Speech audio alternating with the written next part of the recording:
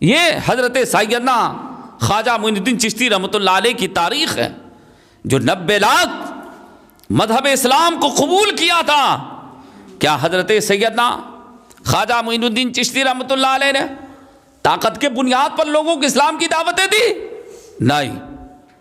کیا آپ جادو کے بنیاد پر لوگوں کو اسلام کی دعوتیں دی؟ نہیں، بلکہ آپ مذہب اسلام کی تاریخیں آپ نے زمانے کو پیش کیا، اور تاریخیں صرف زبانی پیش نہیں کیا، آپ اپنے اندر امانت داری دنیا والوں کو دکھایا، مذہب اسلام میں داخل ہونا شروع ہو گیا۔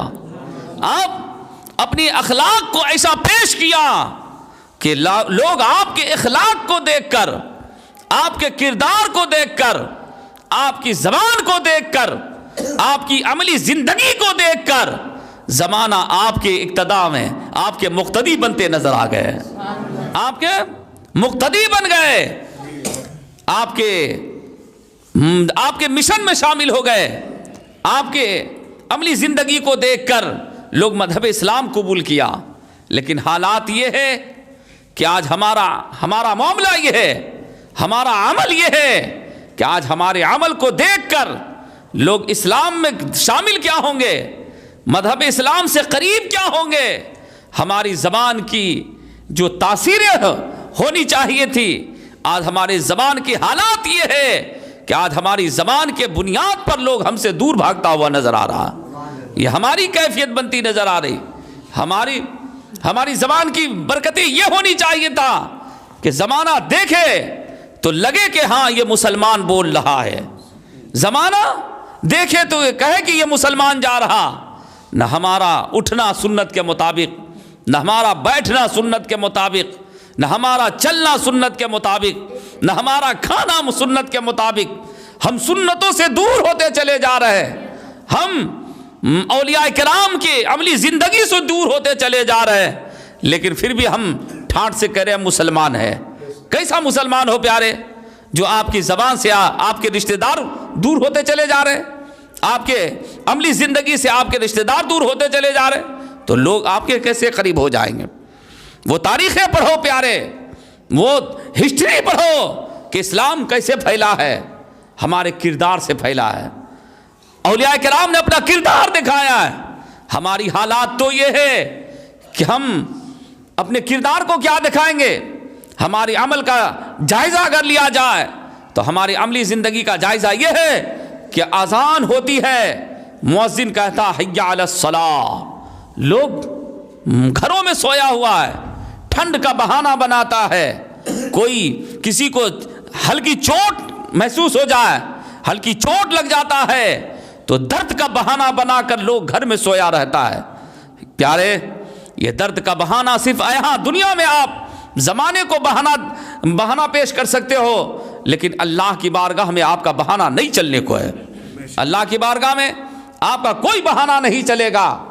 پیارے، آپ تاریخ کا مطالعہ کیجئے، تاریخ یہ بتاتی ہے کہ حضرت سیدنا ابو ایوب انصاری رضی اللہ تعالیٰ عنہ، حضرت ایوب علیہ السلام جو اللہ کے نبی ہیں، اللہ کے نبی ہیں، حضرت ایوب علیہ السلام کو جسم کے اندر بہت زخم تھا، پورے جسم میں زخم تھا حضرت ایوب علیہ السلام کو، اور ایسا زخم کہ اس زخم پر کیڑے چلتے تھے۔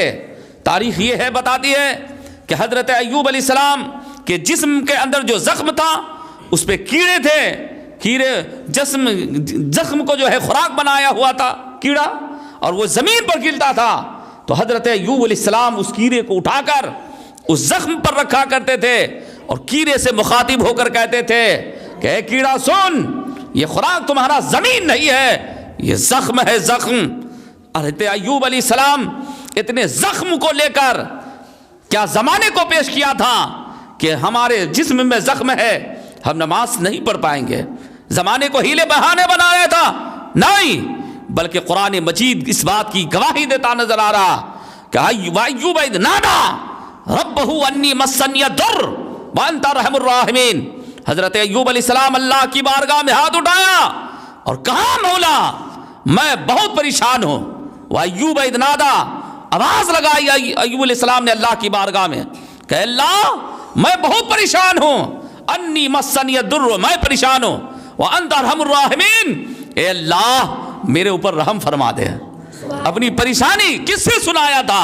اللہ کی بارگاہ میں۔ آج ہم چھوٹی سی پریشانی کو کس سے سنا رہے ہیں؟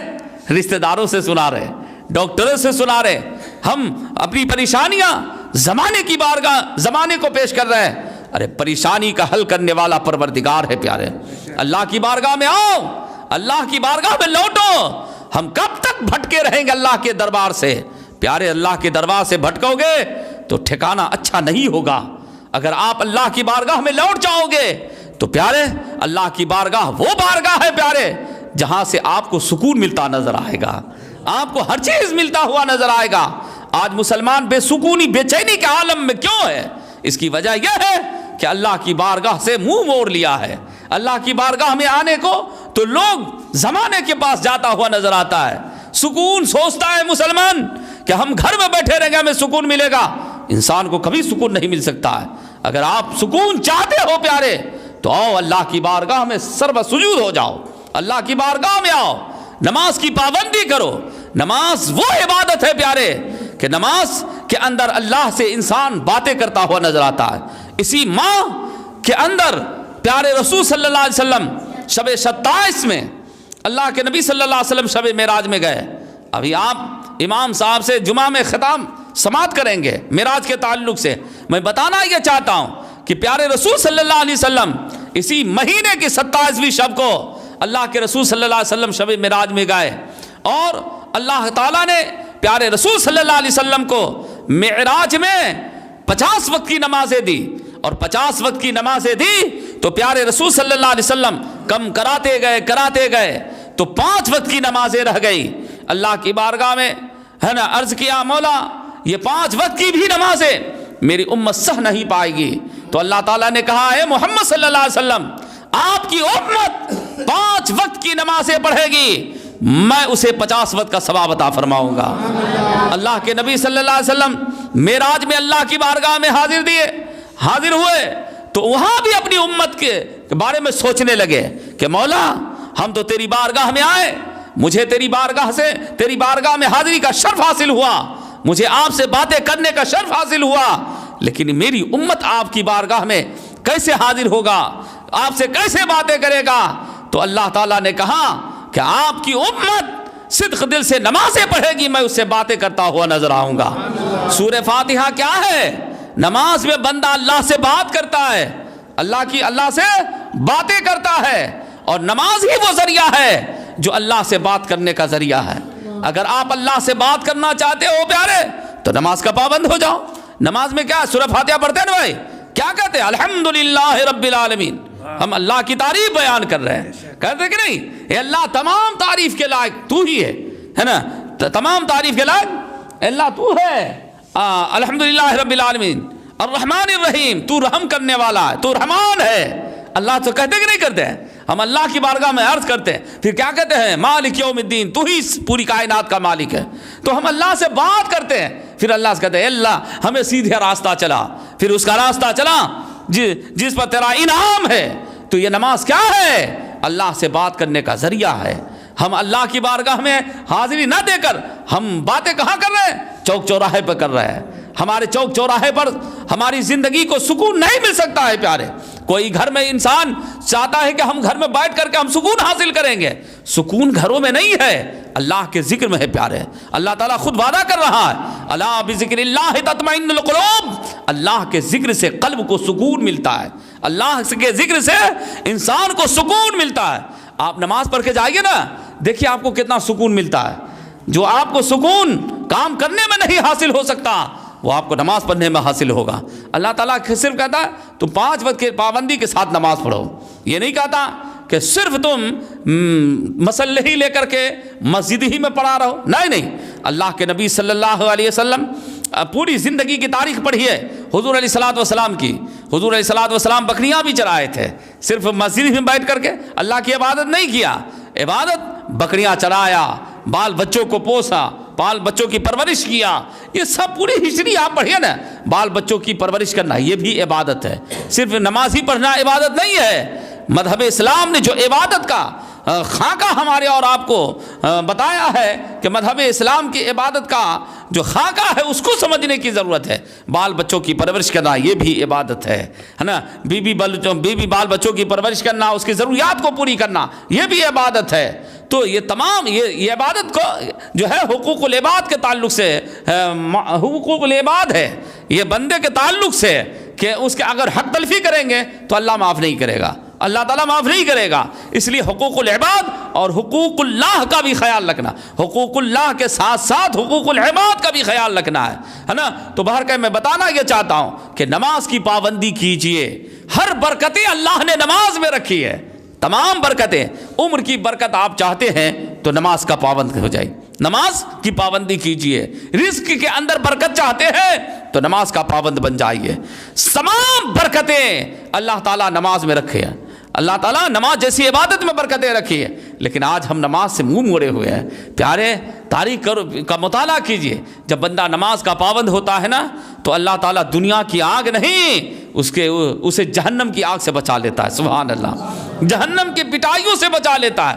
آپ سنے ہوں گے نا تاریخیں ہے نا. ایک چور تھا، جانتے ہیں، ایک گاؤں میں چوری کرنے گیا تھا. چور سمجھ گئے، گاؤں میں چوری کرنے کے لیے چلا گیا تھا. تو سب لوگ نماز کا وقت ہوا، جگ گیا. تو جب جگا تو حالات یہ ہے کہ چور بھاگتے بھاگتے دیکھا کہ اب کہاں جائیں گے. گاؤں والے تو پیچھا کر رہا. دیکھا کہ ایک مسجد میں نماز ہو رہی تھی. تو کیا کیا کہ نماز ہی کے دیکھا کہ جماعت کھڑی ہے، اسی میں جا کر نیت باندھ لیا. سارے چور نیت باندھ لیا. اب گاؤں والا سوچنے کہاں گیا، کدھر گیا، یہ تو مسجد ہے، یہاں تو سب لوگ نماز پڑھ رہے ہیں، یہاں تو نہیں آیا ہوگا. اب جو ہے گاؤں والا سب کھوج کھاج کر کے چلا گیا. اب ادھر جو ہے آپس میں مشورہ کیا کہ دیکھو ہم صرف نماز کی صورت اختیار کیے ہیں نا تو ہم پٹائی سے بچ گئے. حقیقت میں اگر ہم نماز کا پابند بن جائیں گے تو جہنم کی پٹائی سے بچ جائیں گے. جہنم کی پٹائی. اسی دن سے عہد کیا اور توبہ کیا اور نماز کا پابند بن گیا. نماز کا پابند بن گیا. تاریخ یہ بتاتی ہے. آج تو اللہ تعالیٰ کا کرم ہے پیارے کہ اللہ نے ہمیں آنکھ دی، آنکھ میں روشنی دیا. اللہ نے ہمیں ہاتھ دی، ہاتھ میں طاقت بخشی. اللہ نے پاؤں دیا، پاؤں میں طاقت بخشی ہے. تاریخ کا مطالعہ کیجئے.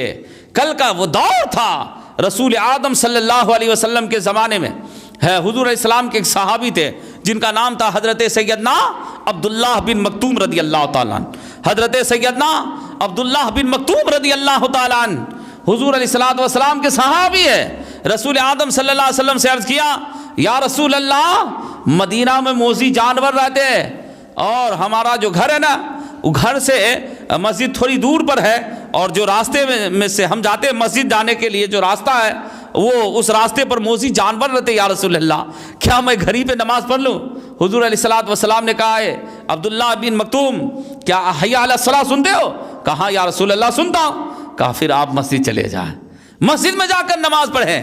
مسجد میں جا کر نماز پڑھیں گے تو آپ کو 27 درجہ زیادہ ثواب اللہ تعالیٰ عطا فرمائے گا.